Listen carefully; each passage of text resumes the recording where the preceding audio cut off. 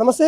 ఉదయం నుండి BRS party Congress party మధ్య సవాళ్ళ పరంపర కొనసాగుతూ ఉంది. దాంట్లో ఇటు బీఆర్ఎస్ నేతలు కూడా అరెస్ట్ అయిన పరిస్థితి కనబడతా ఉంది. దీనిపైన కేంద్ర మంత్రి బండి సంజయ్ కూడా సంచలన వ్యాఖ్యలు చేశారు. ఒక బిగ్ బాస్ రియాలిటీ షో లెక్క ఉంది. ఇటు కావాలని రెండు పార్టీలు ఏదో క్రియేట్ చేస్తూ ఉన్నాయి. ప్రజలు కూడా ఇక ఈ రెండు పార్టీలు డబుల్ ఎలిమినేషన్ కోరుకుంటా ఉన్నారు అన్నట్టుగా వ్యాఖ్యలు చేసిన పరిస్థితి కనబడతా ఉంది. ఈ విషయం మీద మాట్లాడతాం. మనతోని సీతాఫల్ మండి మాజీ కార్పొరేటర్ డాక్టర్ హేమ సామల్ గారు అయితే ఉన్నారు.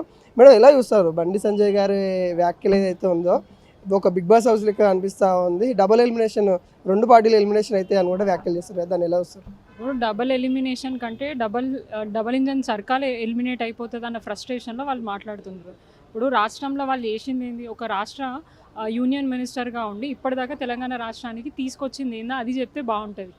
ఉత్తగా ధర్మము ఏమంటారు రిలీజన్ని బేస్ చేసుకొని మాట్లాడడం తప్ప అభివృద్ధి మీద ఒక చర్చ అయినా పెట్టినరా? ఎప్పుడైనా అభివృద్ధి గురించి ఏదైనా మాట వస్తే తీయడం, ఆమె ఎవరైనా ప్రశ్నిస్తే సింపుల్గా ధర్మం అంటాడు, మళ్ళీ ఇంకా కులం మాట్లాడతాడు, మతం మాట్లాడతాడు, దాని మీదనే డిస్కషన్ అవుతుంది. కానీ ప్రాపర్గా అడిగిన కంటెంట్ మీద మాట్లాడే ధైర్యం లేదు. వారు డబల్ ఎలిమినేషను, బిగ్ బాస్, ఇక బాగా బిగ్ బాస్ చూసే అలవాటు ఉన్నట్టుంది. అంత ఫ్రీగా ఉన్నట్టున్నారు మన ఏమంటారు యూనియన్ మినిస్టర్ గారు. ఫస్ట్ ఏం జరుగుతుంది రాష్ట్రంలో, మీ ఇంట్లో నుంచి ఏం జరుగుతుంది అది చూసుకుంటే బెటర్. ఇవన్నీ చేసే బదులు ఇవన్నీ మాట్లాడే ముందు మనది మనం ఏముందో కూడా చూసుకొని కొన్ని కమెంట్స్ పాస్ చేస్తే బాగుంటుంది. ఫస్ట్ డెవలప్మెంట్ చేయండి. ఒక యూనియన్ మినిస్టర్గా ఉండి రాష్ట్రంలో క్రైమ్ రేట్లు పెరుగుతున్నాయి.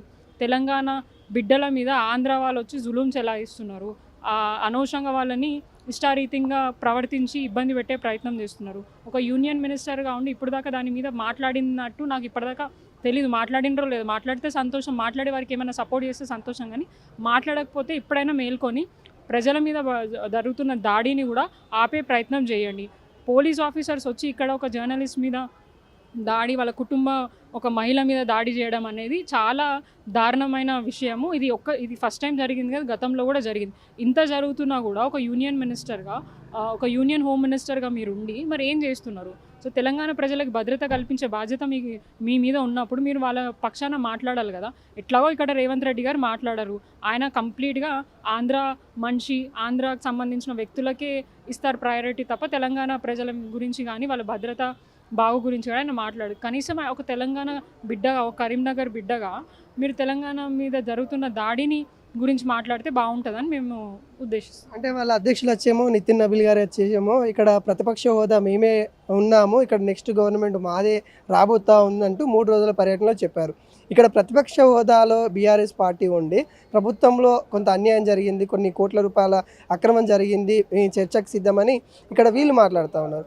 ఈ అంశాన్ని కూడా వాళ్ళు మాట్లాడకుండా, ఎక్కడ కూడా ఇట్లా కోట్ల రూపాయలు ఏవైతే ప్రభుత్వం అరాచకం చేస్తుందో వాటి మీద మాట్లాడకుండా వేరే మాటలు మాట్లాడని ఇలా వస్తూ ఉన్నారు.